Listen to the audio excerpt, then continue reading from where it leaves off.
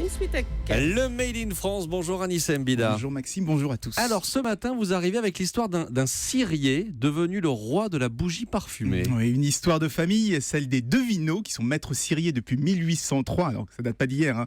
Plus de 200 ans. Alors il faut savoir qu'à l'époque, les ciriers ne faisaient que des cierges d'église. Hein. Voilà ce que font les ciriers, des cierges. Des cierges en cire d'abeille, parce que les bougies pour s'éclairer, elles étaient faites par des savonniers, puisqu'ils utilisaient du suif, hein. C'est la même matière première qui est utilisée pour le savon. Il n'y avait pas de paraffine.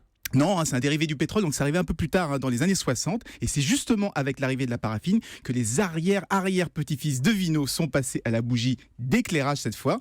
Et ils se sont dit, tiens, et si on la colorait cette bougie, et si on la parfumait, si on la vendait en grande surface. Donc ils lancent une petite bougie parfumée en forme de mandarine chez Monoprix. Et là, c'est un succès immédiat. Et c'est à partir de là qu'on a commencé à acheter des bougies pour la déco et pour parfumer son intérieur. Des bougies qui sont fabriquées à Carquefou, juste à côté de Nantes. 44. Bah oui, Loire-Atlantique. Facile. Ils font toujours des cierges aujourd'hui ? Oui, mais l'activité est devenue mineure. Hein, mais comme ils étaient les pionniers des bougies parfumées, ils ont commencé à fabriquer pour les autres. Donc les bougies Fébraise, les bougies Habitat par exemple, c'est des bougies en fait Devineaux.